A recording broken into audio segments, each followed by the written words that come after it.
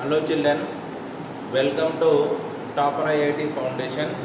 So in this previous session we discussed about the rational number of standard 9th class So in that we discussed about the type of decimal representation of rational numbers as well as irrational numbers. So in this session we are going to discuss about the properties of irrational numbers and the representation of rational numbers and irrational numbers on the number line as well as the properties of irrational numbers. For example, in a previous session, what I said to you about the definition of irrational number. The definition of irrational number is a number which can be expressed in the form of which cannot be expressed in the form of p by q is known as an irrational number. What is the definition of a rational number? A number which can be expressed in the form of p by q is known as rational number. What is the mean by an irrational number? A number which cannot be expressed in the form of p by q is known as irrational number. So that how can we represent on the number line?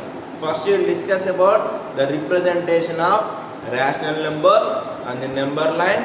Then we will discuss about the representation of irrational numbers on the number line. So first one see representation of rational numbers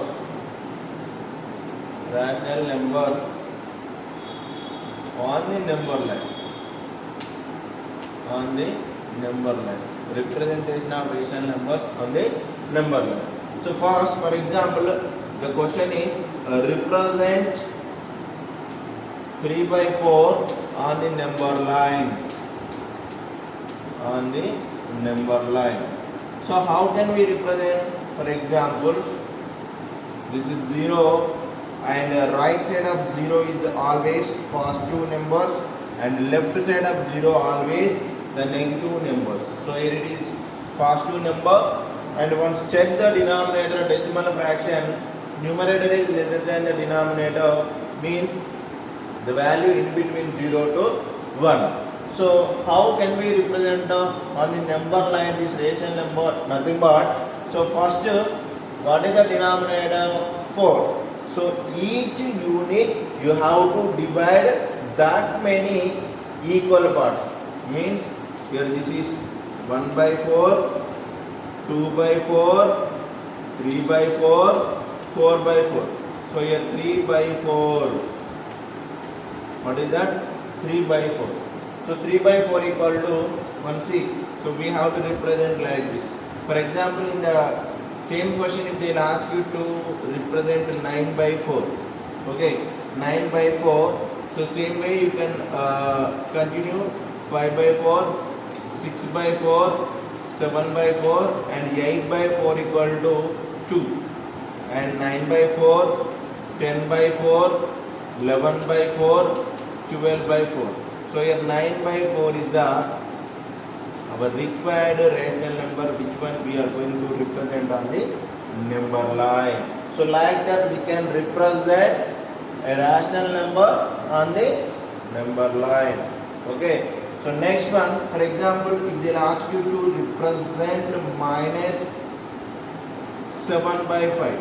So same thing what we have to do, negative numbers, means left side of 0, minus 1, minus 2, minus 3. So like that, here 1, 2. This is x-axis, this inverse.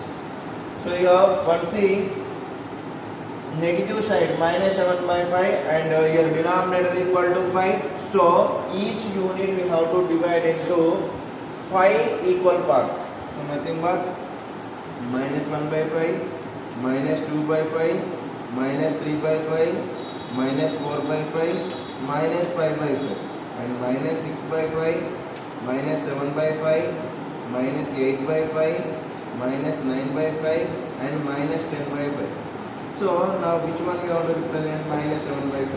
So like that we have to represent the rational numbers on the number line. Okay children, so like that, so which number if they will ask you to represent the rational numbers on the number line, so we check the denominator. What is the denominator? That many equal parts we have to divide each unit, then we have to represent. Okay,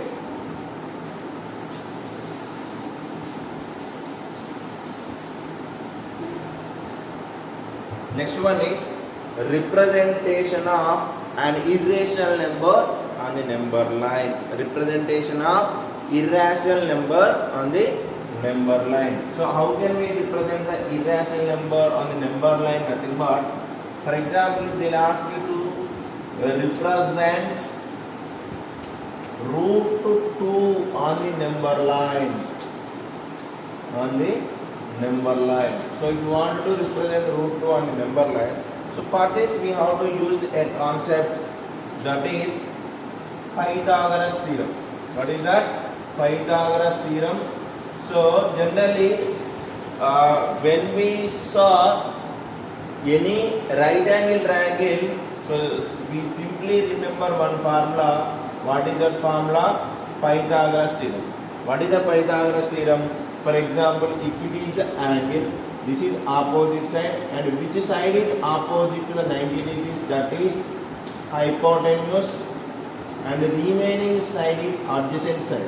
So in a right angle triangle, we know that hypotenuse whole square equal to opposite side whole square plus adjacent side whole square. Okay, hypotenuse whole square. Hypotenuse whole square we don't know. For example, hypotenuse and opposite side is 1 square as well as adjacent side also 1 square. So then what can we write is hypotenuse whole square equal to 1 square, 1 plus 1. Then hypotenuse equal to square transpose that side, it became as root, then under root of 2. So like that we can represent an irrational number on the number line by using the theorem. What is that? Pythagoras theorem. So we can take the one right angle triangle first. Means here for example this is 0, 1, 2, 3, 4. So here one see adjacent side is 1 unit as well as opposite side also 1 unit. Opposite side also 1 unit. Means on the y-axis we are taking 1 unit. So now for example if we assume this as OAB. In a right angle triangle OAB, OA is adjacent side, AB is which one? Opposite side. Then AB length equal to 1 centimeter means 1 unit, and OA length equal to 1 unit. Okay, so obviously, so this is root 2 because according to the Pythagoras theorem, if opposite side and adjacent sides are each unit equal to 1 and 1, then hypotenuse equal to root 2. Then take the compass,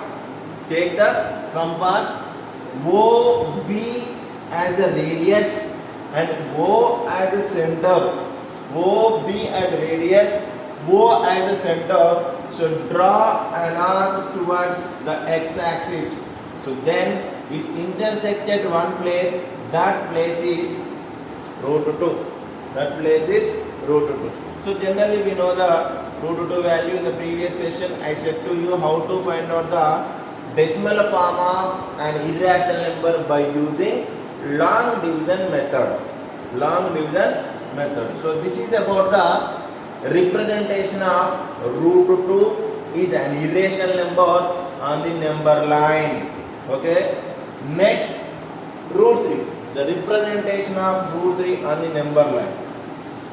Representation of root 3 on the number line. So for this also again we have to use the Pythagoras theorem. So but here the things which one you are going to take adjacent side or opposite side, that must and should be important, because if you take some other values, it will not give the root 3 or root 5 or root 6 or 7. What, which one do you want? So first you take the measurements of opposite side and adjacent side, then you take means you represent this value on the number line. Okay, for example, if you take 1 and if you take this is 2, 1 square 1, 2 square equal to 4, 1 plus 4 equal to 5. So but we need to represent the which value? Root 3. So that's why you take one side is 1 unit and another side is root 2 units, and in between these two 90 degrees angle, then only it gives root 3. How? Means again Pythagoras theorem, hypotenuse whole square equal to opposite side whole square plus adjacent side whole square. For example, this is a hypotenuse. Hypotenuse equal to under root of opposite side whole square, root 2 whole square plus 1 square. Square root get cancelled. 2 plus 1 equal to root 3. So like that, first the basic things, the calculation is first, then we have to represent the rational number, irrational number on the number line. Okay, so now, so this is 0, this is 1, 2, like that we take, and before the end of one see, so this is 1 unit, this is 1 unit, and if you take 1 unit here and here, so it gives 1 unit. Okay, then this value is how much? Root 2. After taking this root 2, what you have to do? Measure angle 90. Measure angle 90 here. Okay, then take 1 unit here. Okay, then join these two. Join this 2. After joining this, so this is 90 degrees. Here 90 degrees. It is 1 unit, and this is root 2 units. Then this is for example O, A, B, C. O as the center. Take the compass. O as the center. OC as a radius. Draw an arc toward the x-axis. So this is the value of which one? Root 3.